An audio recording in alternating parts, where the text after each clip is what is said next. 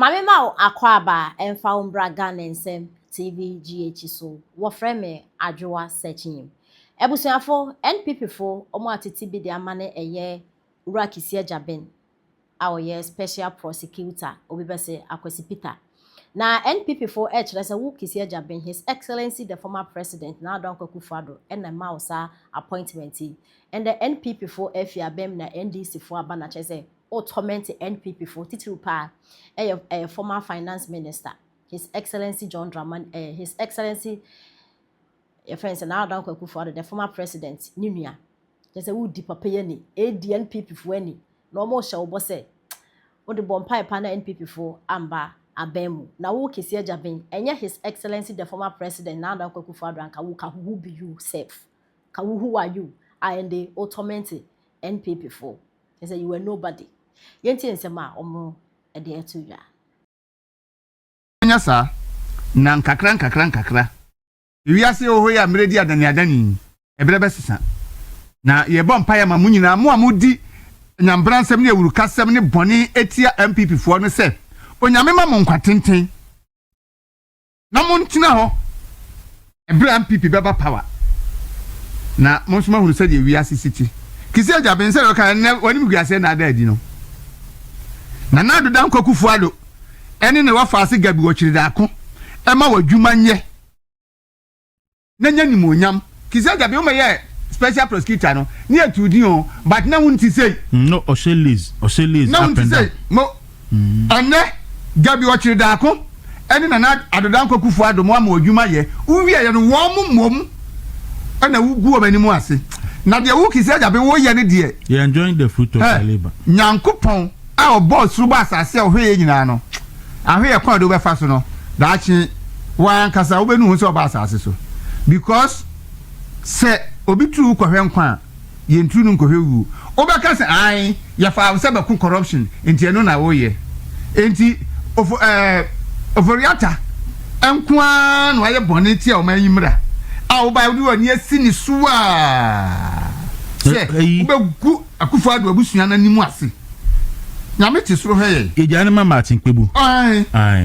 Martin Kpebu na je ho adwuma na wuntimi nya no ejane ma corrupt Kurasini corrupt ejane ma Martin Kpebu ana na wuntimi Martin Kpebu say ntraso mo friend special position o say OSP no watiatia ne pa fa hudi so ate odu ho no mo say ontimi enye lawyer more than one Ibrahim nos ebro etia constitution nipa no etimi obetimi afford 1,000 lawyers and lawyers adintia wo restricting it say offer one lawyer adintia who took kwan na offer 5 bags ayi obi bisa sa adintia who took kwan na offer 5 bags enya na so what you charge na ko baby OSP no ayi o took kwan kwa abruchi no kuta 5 bags no ayi obi bisa na sa adintia no kwan kwa abruchi kuta bag 5 gono me machi ye mi akwaku na bia bokode nyame adum ahwade e wo ho no ode nyankopon ase na edalope IRPP be ye press conference e wo press center se budget year last week any week in pon the buy no inti no IRPP for e ko bibim kama Professor Boadi Dr. Frank Bano ne Dr. Domfe emo ebeko ne Dr. Nyame be afimo ebeko ne akokofye ne akodi hu komoti no ebo na eklo kwa na me wo holom kwaku asem na ekoso no si aka wo si ye ya bre but this is bre start from Urak no frata ensemo a and try ayi twatro so na ayi sabra de friend say kurampo OSP no Kissi Agyabeng Ghana we are sinking too low I think Kissi Agyabeng a trofo Kissi Agyabeng is a liar na wo mu ade o mu nipa o jidi se this nyakopon ni holma e bia Ghana no won na nyakopon de share ne nsa Kissi Agyabeng twantro e de tokeno furata so o be kai yeah ebra wakase wo hwehwe Fred say kenufurata wusi wa nya no ye betia ne se ese national security for already efie ho yɛte saa asɛm no nkɔfo bi ka abɔte sɛ na we Kissi Agyabeng de me ye anase hwan sa na nkɔfo bi ka sɛ Kissi Agyabeng ɛka ho wo be ye press conference Kissi Agyabeng be ka che Ghana fo nyinaa sɛ wura kanofuri ata in stage ya meboa yeah so in stage na we abodam se we no abeka na bonten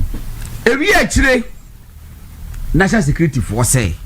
omo and undertake sa operation sɛ Kissi Agyabeng yi obi a war conscience yeah one your bias only prejudices against anybody and ko bu ade a enkada no ko beka se da bi ene owura kedofrata me pa ocho my yamfom so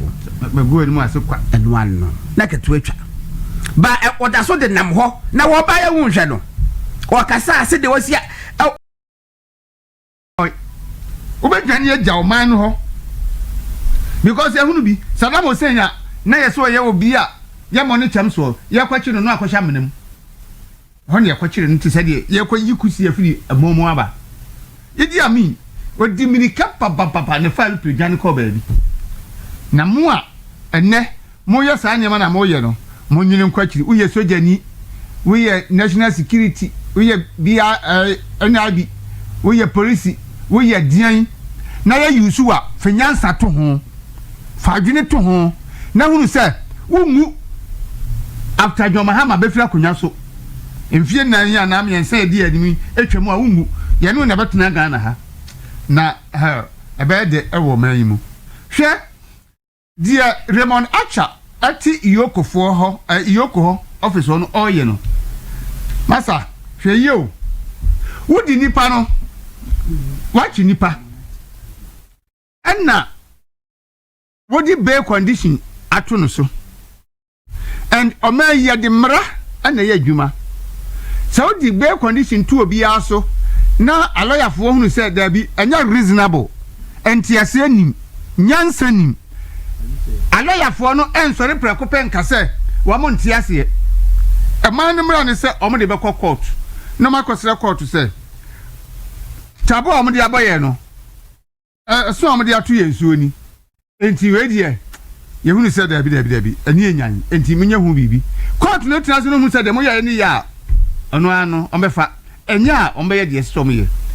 lawyer for na famra kwan so akọ court ama court no so aye ne yese so oye na system ni ma ti so aba tata wo Raymond Acha to wo se enya stringent enough na ebetimi ama province adwane Raymond Acha na no pe me ka kiro ope doma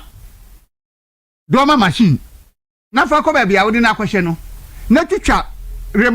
province ani nan mienu na twa ne nsam yenu firi ho na ye no immobile sanso obedwane twa ne na twa ne nsa firi ho na fa de ho ato na oda ho atem bia pen bia no akofa na de na ye de obeye ensem hunu be na moto a mudi no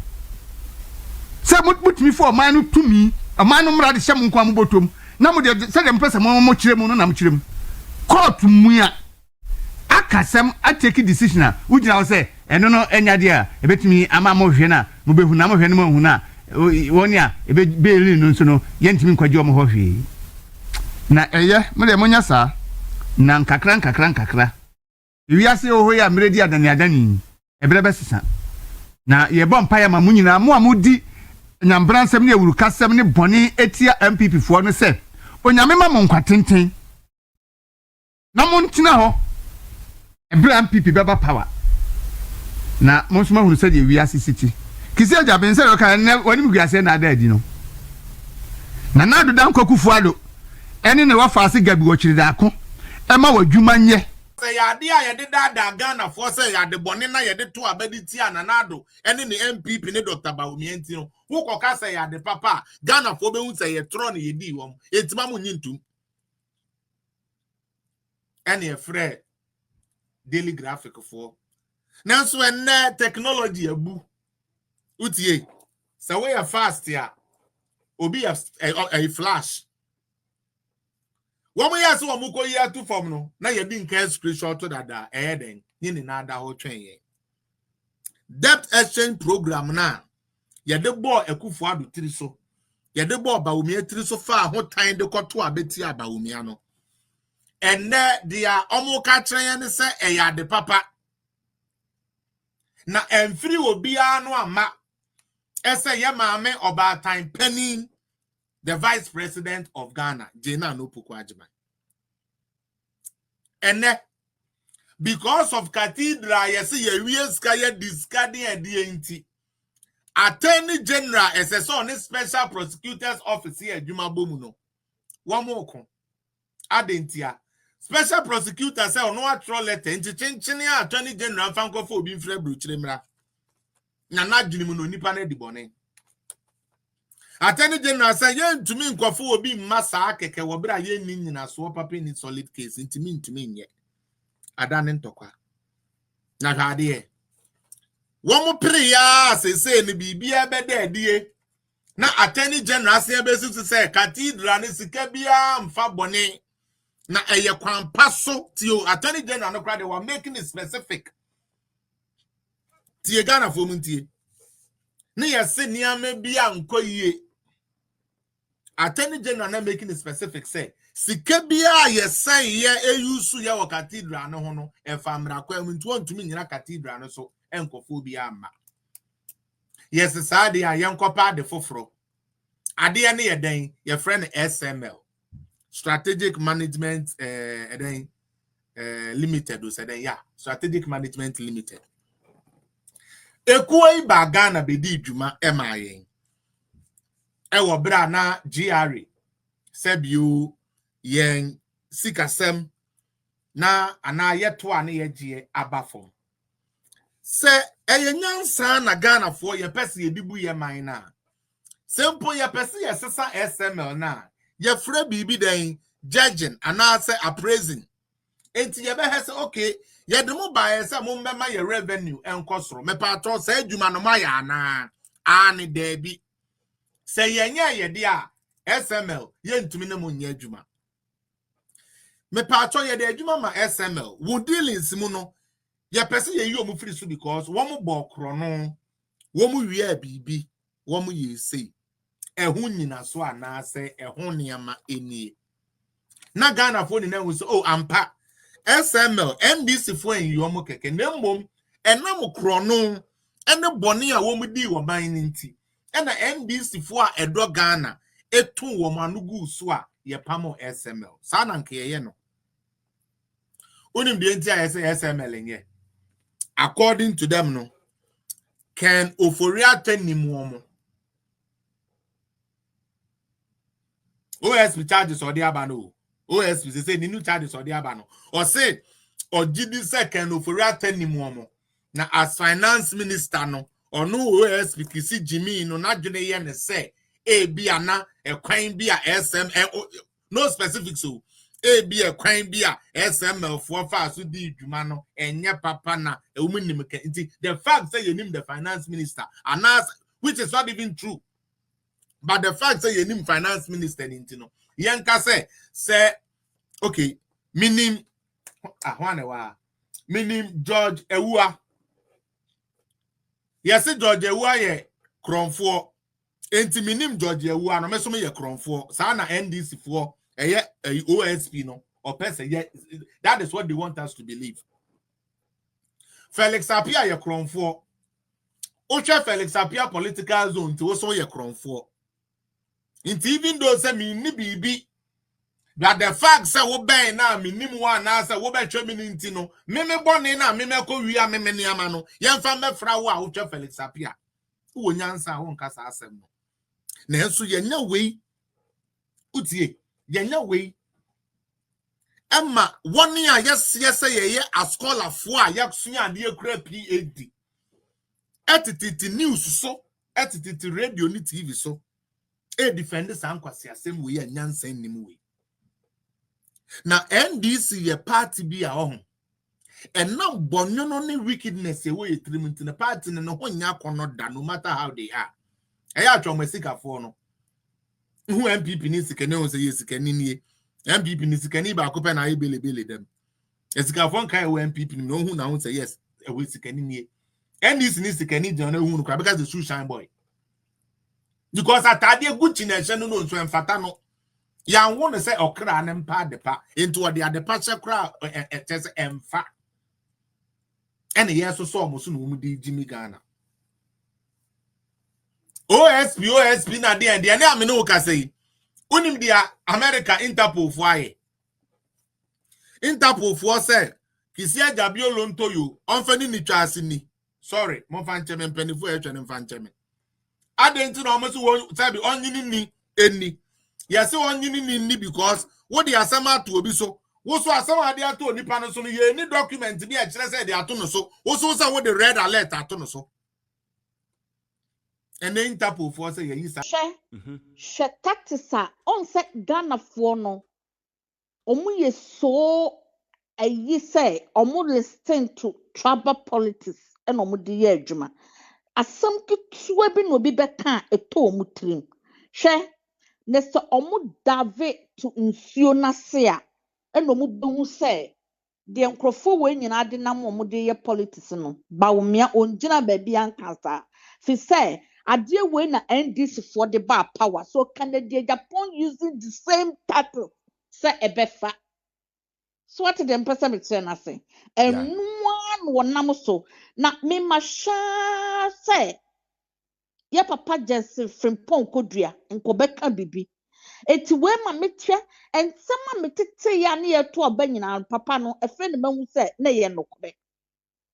because ade we me hu say for the past a year me hu say MPP for a year akuku dam omu gina party na nimu de me hu the most quiet leaders to say current one we are you woman to say what to me ma Canada fan munonum se no mo to de and wo din semone and wo say party no de man mu twitwi from yes ye nim say mu nyina mu to wie na ba ko emerge vitra mo be ka bom but this is not a year e was some tana wona empanifo mo de mo nsa hye mo de mfam no nipa ba ko no e say party no it doesn't work like that so what you say na de me bra yi be kan ye pa chew munyi openso din emfiri mo politics openso e na obi abekan openso din ade chikasa katre Ghana for asante for say mutia kontu mu amuye japade na moye niema akase no mumfa bi mra santemam tuna ma oka say moye dai mumma masantemam mu hinhia mo na nye so ode okasa masanteman ehu hia mo say mumfa nkoye politics Canada Japan wu ahemfie wu ekokokochia ho anaso watutu ntuma eguso na kwasia no so ono so te ayi no so wo masen so who are you utipani asanso boache ah utipani asanso boache what said de kra obesa dibiem what said de asanso boache ne maami ton konkonte wo ye de obesa dibiem munya musem na mon ton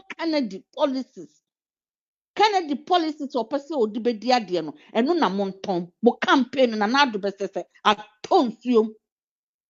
na munya mu kura se we ama betena ho amu ye nyina fa so bi ene so ye srem